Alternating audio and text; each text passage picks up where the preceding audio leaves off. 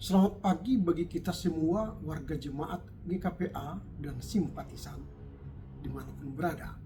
Kita jumpa kembali pada hari ini. Sebelum kita memulai karya dan pengabdian kita kepada Tuhan, kita mohon hikmat bimbingan Tuhan, kita berdoa. Damai sejahtera Allah yang melampaui segala akal, itulah kiranya yang memelihara hati dan pikiranmu dalam Kristus Yesus Tuhan kita. Amin. Firman Tuhan yang akan kita renungkan pada hari ini, kitab Esra pasal 1 ayat yang ketiga.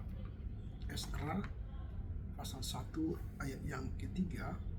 Saya akan baca bagi kita dari Alkitab terjemahan baru 2. Demikian tertulis. Siapa di antara kamu termasuk umatnya?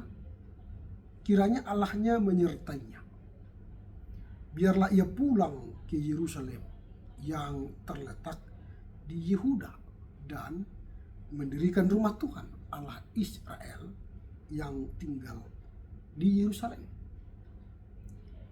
Anyone from his people among you may go up to Jerusalem, which is in Judah, and may build the temple of the Lord God of Israel.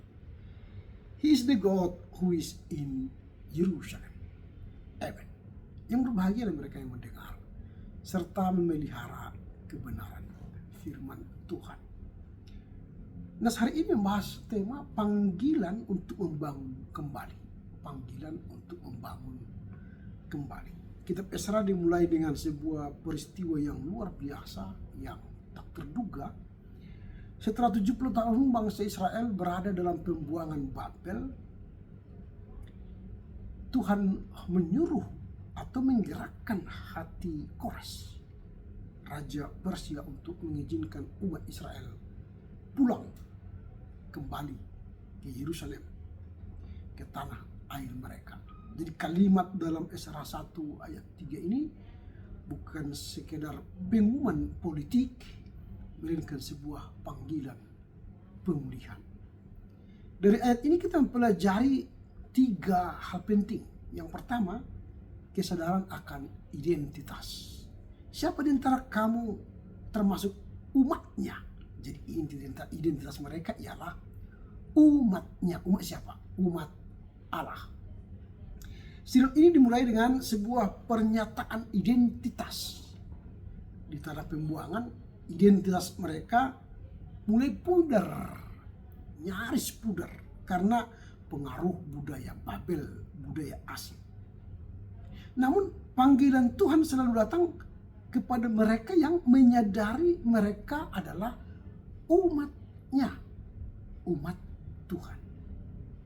Di tengah dunia yang sering memaksa kita untuk berkompromi, sehingga kita tidak sadar bahwa identitas kita adalah anak Allah. Tetapi dunia kadang-kadang mau mengajak kita untuk menghilangkan identitas kita sebagai anak Allah, sehingga kita menjadi anak dunia. Sehingga kita lupa dari mana kita berasal. Sehingga kita merasa kita berasal dari dunia ini, sehingga berlaku seperti sebagai orang dunia, mengutamakan, memprioritaskan kedagingan. Sejatinya kita berasal dari Allah, sehingga kita punya identitas sebagai umat Allah. Itu yang pertama. Yang kedua, yang kita pelajari dari teks ini, langkah iman untuk pulang. Langkah iman untuk pulang. Tuhan menawarkan kesempatan, tetapi umatnya harus mengambil keputusan. Yaitu apa? Mau pulang. Kalau Tuhan telah menggerakkan hati Kores, raja Persia itu, untuk menyuruh Israel pulang ke Yerusalem dari pembuangan Babel, tapi kalau umat Israel tidak mau pulang, mereka tidak mau sadar atas perintah itu pulang, maka mereka tidak akan pulang. Tetapi karena mereka sadar umat Allah, maka mereka pulang. Jadi Tuhan menawarkan kesempatan, dan mereka harus mengambil keputusan pulang. Pulang kemana? Ke Yerusalem. Tetapi ingat, pulang ke Yerusalem bukanlah mudah. Karena mereka memiliki perjalanan yang jauh dan penuh resiko. Sehingga banyak orang Yahudi saat itu merasa nyaman di Babel, di pembuangan, karena mereka sudah mapan di sana, punya ekonomi, punya rumah, punya persaudaraan, persekutuan yang nyaman. Mereka tidak mau meninggalkan zona nyaman dan zona aman itu. Kadang-kadang kita pun begitu. Kita dipanggil Tuhan sehingga kita tidak mau meninggalkan zona nyaman kita. Kita tidak mau meninggalkan kebiasaan buruk kita yang terpenjara karena dosa. Sehingga kita merasa di Babel terus, di pembuangan terus, dan tidak mau pulang kepada jalan Allah. Jadi pulang berarti berbalik dari jalan yang salah ke jalan yang benar, ke jalan Tuhan. Itu yang kedua yang kita pelajari. Langkah iman untuk pulang. Jadi kita pun harus punya keputusan kembali pulang ke jalan yang benar. Kalau selama ini saudara melakukan pembuangan dirimu karena melakukan kejahatan, dosa dan kesalahan, sekarang sadarlah, kau pulang ke Yerusalem, ke jalan yang benar. Itu yang kedua. Yang ketiga, prioritas hidup kita mendirikan rumah Tuhan. Jadi mereka disuruh pulang oleh Allah melalui Raja Koresi. Tidak hanya pulang ke Yerusalem tanpa makna, tanpa tujuan, tapi pulang ke Yerusalem untuk membangun rumah Allah. Membangun rumah Allah berarti kehadiran Allah dalam diri kita, dalam tindak laku sikap kita. Jadi tujuan utama kepulangan itu ialah membangun rumah Allah, bukan membangun rumahmu pribadi, bukan membangun kekayaanmu pribadi, tetapi mendirikan rumah Allah, bait Allah. Banyak orang Kristen sekarang sibuk membangun rumah, membangun diri, membangun kekayaan, membangun hartanya, tapi lupa membangun rumah Tuhan di dalam dirinya.